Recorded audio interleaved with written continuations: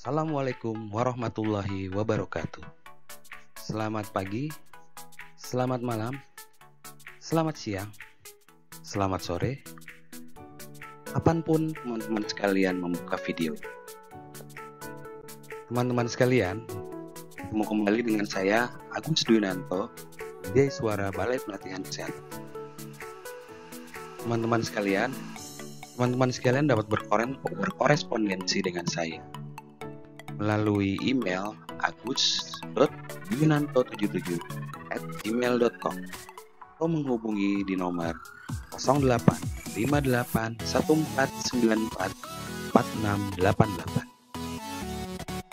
Teman-teman sekalian, pada video ini saya akan menyampaikan pengantar dasar-dasar keselamatan dan kesehatan kerja. Mudah-mudahan teman-teman sekalian nanti bisa memahami video ini untuk mengikuti tahap berikutnya, mempelajari pembelajaran dasar-dasar keselamatan dan kesehatan kerja dan metode e-learning. Pada kesempatan ini, teman-teman sekalian, nanti kita akan membahas tentang selayang pandang keselamatan dan kesehatan kerja, lalu kecelakaan kerja dan penyakit akibat kerja, hazard identifikasi, penilaian risiko ketiga, dan pengelolaan risiko ketiga. Di dalam pokok bahasan selayang pandang ketiga, kita akan membahas tentang pengertian keselamatan dan kesehatan kerja, lalu tujuan dari diadakannya keselamatan dan kesehatan kerja, serta dasar hukum keselamatan dan kesehatan kerja. Walau bagaimanapun, K3 ini memang harus sangat penting kita pahami dan mengikuti aturan-aturan hukum yang sudah diterbitkan oleh pemerintah. Pembahasan tentang hal tersebut bisa teman-teman akses di dalam LMS Balai Pelatihan Kesehatan Cikarang.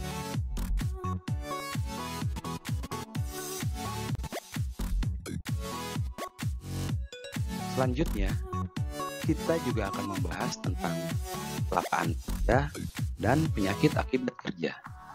Dalam pokok bahasan ini, kita akan sama-sama memahami tentang apa itu kecelakaan, apa itu penyakit akibat kerja, bagaimana bisa terjadi hal tersebut, kerugian apa saja yang dapat ditimbulkan dari hal-hal tersebut.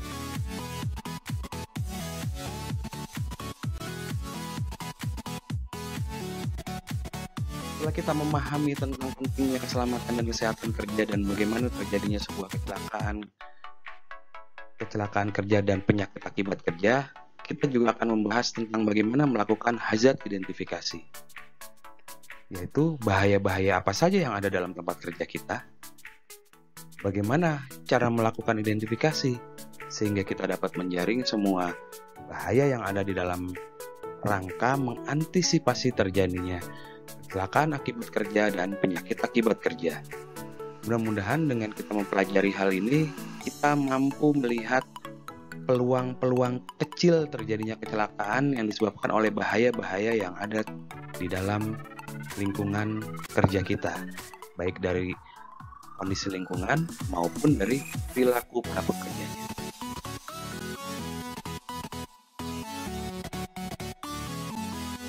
Setelah kita selesai melakukan identifikasi bahaya, langkah selanjutnya adalah melakukan penilaian risiko atau risk assessment. Dalam penilaian risiko ini, kita akan membahas bagaimana menentukan tingkat risiko berdasarkan dari jumlah frekuensi kejadian dan akibat yang dihasilkan. Sehingga kita dapat menentukan risiko mulai dari tingkat yang paling rendah sampai tingkat yang ekstrim. Dan sehingga kita bisa menentukan mana yang akan kita lakukan terlebih dahulu untuk pengendalian risikonya.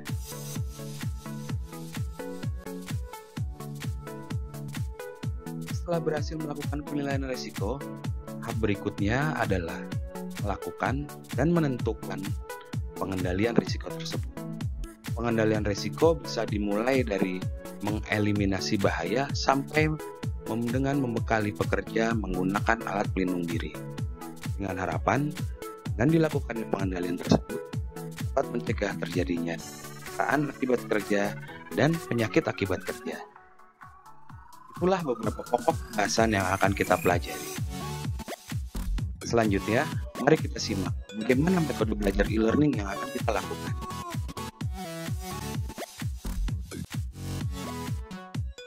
Situasi masa pandemi COVID-19 bukanlah halangan untuk kita tetap belajar dan berkarya. Begitu juga dengan teman-teman sekalian. Biasanya kita melakukan praktek kerja lapangan dengan melakukan tatap muka langsung di Bapelkes Cikarang. Tetapi saat ini kita akan mulai beradaptasi dengan kebiasaan baru di bidang pembelajaran, yaitu kita melakukan pembelajaran jarak jauh dengan dibantu perangkat elektronik atau yang biasa kita sebut dengan e-learning. Konsekuensi dari pembelajaran secara e-learning agar efektif adalah sangat tergantung dari kerjasama penyelenggara, fasilitator, dan peserta. Ada 3 tahap yang akan kita lalui dalam proses pelatihan pembelajaran, yaitu tahap mempelajari bahan pembelajaran yang sudah disiapkan di LMS atau Learning Management System. Efektivitas belajar diawali dengan teman-teman semua mengakses, membaca, dan mempelajari bahan pembelajaran. Saya harapkan teman-teman semua melakukannya sebelum proses pembelajaran melalui tatap muka secara virtual menggunakan aplikasi Zoom dimulai.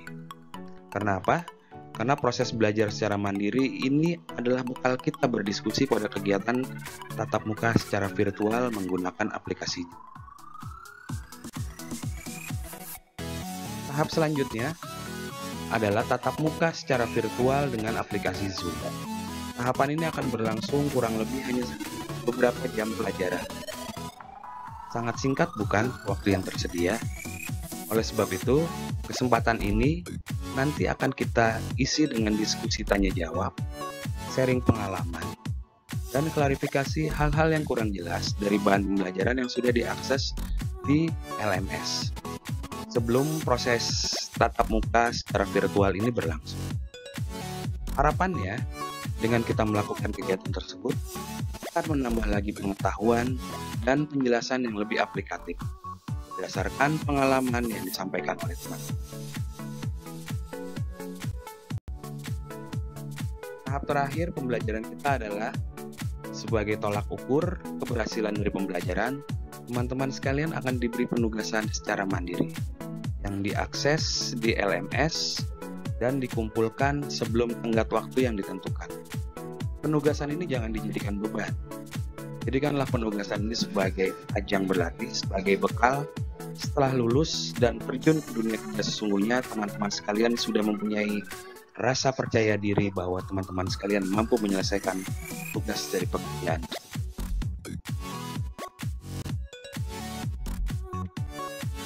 Saya ucapkan selamat belajar dengan adaptasi pembelajaran yang baru.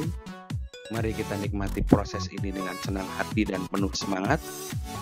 Mudah-mudahan apa yang kita lakukan mendapatkan rahmat dari Yang Maha Kuasa dan bermanfaat.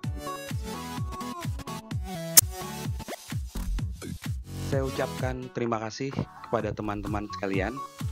Mohon maaf apabila ada hal-hal yang kurang berkenan. Saya harapkan teman-teman sekalian bisa mengikuti tahap pembelajaran secara e-learning ini dengan baik, sehingga apa yang kita harapkan dari pembelajaran ini bisa tercapai sesuai dengan amanat tujuan pembelajaran. Wabillahi taufik wal hidayah. Wassalamualaikum warahmatullahi wabarakatuh.